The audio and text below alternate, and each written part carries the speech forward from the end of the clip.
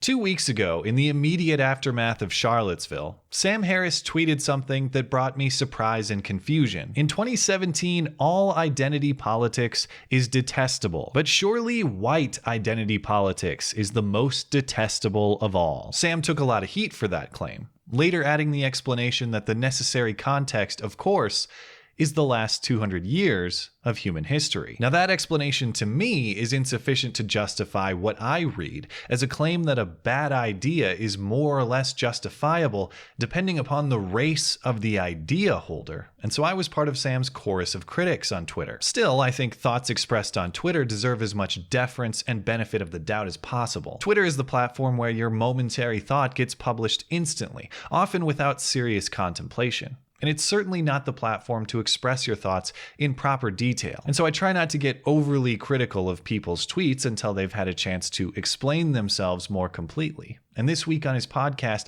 Sam Harris did just that, devoting a few minutes at the top of his show to address the issue directly. Even though our views on politics diverge frequently, Sam is a person whose views generally I have respected and continue to respect, because even if I don't agree with his conclusion, he's able to explain how he gets there with satisfying clarity. I also respect that Sam is typically intellectually honest when dealing with his opposition, advocating an approach I try to adopt called steel manning. As opposed to straw manning, don't mischaracterize your opponent's position just to make yourself look good. Instead, for the sake of honesty and productivity, take your opposition in its strongest form possible. But you used this phrase steel manning, which I haven't heard much, but obviously it's the opposite of straw manning someone's argument. I think it's a crucial feature of what I would generically call intellectual honesty. If you're going to argue against a position, at minimum, you should be able to summarize your opponent's view in a way that he wouldn't find fault with.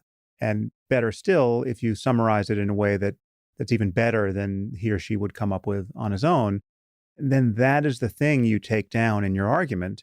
That is the way any really civil and productive debate should operate. I think that's a valuable approach in both thinking and in life.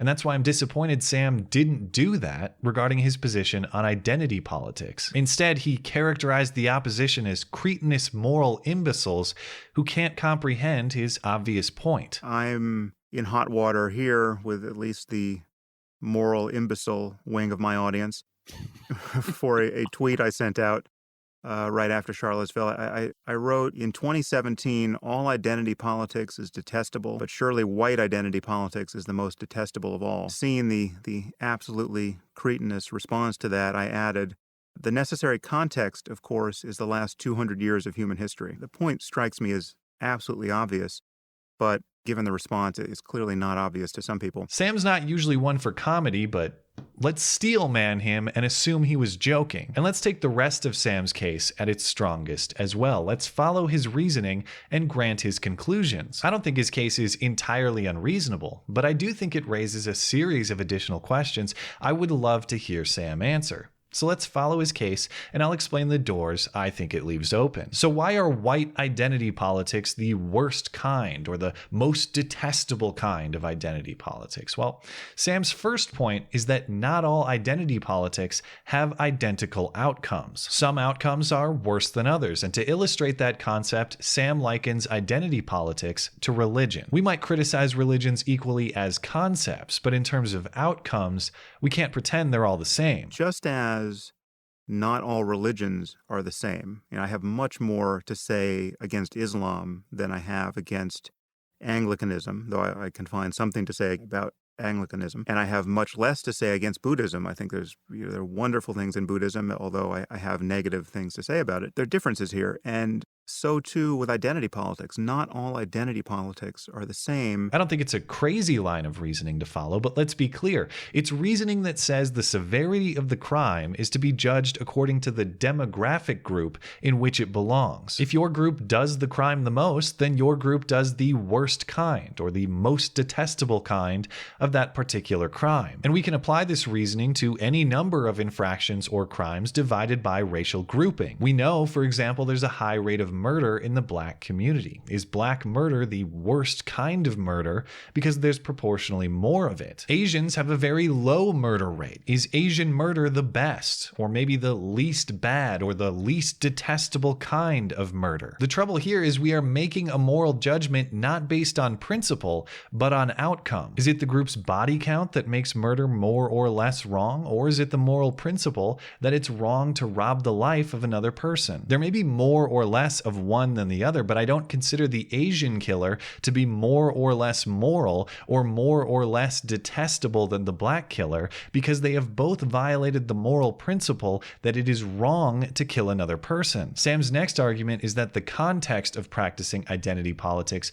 determines its severity. Not all identity politics are the same, and they're certainly not the same with respect to the context in which they're being practiced in history. And if you compare that to black identity politics in Alabama in 1964, which I think most sane people would acknowledge was not only morally understandable, but morally and politically necessary, right? I mean, that is identity politics, aka the civil rights movement in America. I think Black Lives Matter is a dangerous and divisive and retrograde movement. But let me just say that black identity politics in the U.S. in 2017 is still totally understandable. I think it's misguided, but I think it's completely understandable. What is not understandable, generally speaking, is white identity politics in the U.S. in 2017. I mean, you've got pampered doughboys like Richard Spencer, who have never been the victim of anything. You have white nationalists and white supremacists in the company of actual Nazis, that is, aligning themselves with people who actually celebrate Adolf Hitler and the murder of millions of people. Minor point of dispute before we tackle the broader concept. Sam characterizes the civil rights movement as an identitarian movement. I would argue the exact opposite and submit the words of the movement's thought leader Martin Luther King Jr., who sought to abandon racial identity in favor of integration. The Negro has now been driven to reevaluate himself. He has come to feel that he is somebody. He has come to feel that the important thing about a man is not his specificity, but his fundamentum, not the texture of his hair or the color of his skin, but his eternal worth to God. I have a dream that my 4 little children will one day live in a nation where they will not be judged by the color of their skin, but by the content of their character. A debatable point, perhaps. I just dispute Sam's characterization that the civil rights movement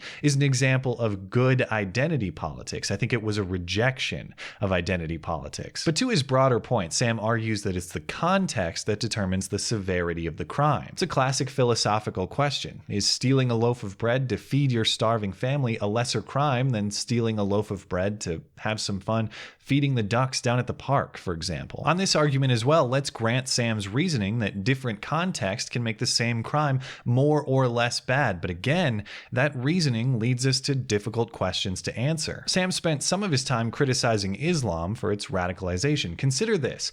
Is it worse to have a mosque preaching radical Islam across the street from the World Trade Center site in New York City than it would be to have that same mosque preaching the same radical Islam here in Montana, 2,200 miles away, simply because of the geographical proximity to the ideology's worst effect? If geography is so important to the context, are you telling me that if Richard Spencer gives the exact same speech about European identity once in Washington, D.C. and once in Tanzania, that the speech is more wrong in one place than the other? Sam suggests so, at least through a different hypothetical, practicing German identity politics in England. I mean, if you were practicing German identity politics in London in 1950, well, then you deserve to have the shit kicked out of you, right? I mean, this is just, and the same could be true for, Japanese identity politics in Nanking. So I guess punching Richard Spencer was wrong, but if he took a time machine back to 1950 London,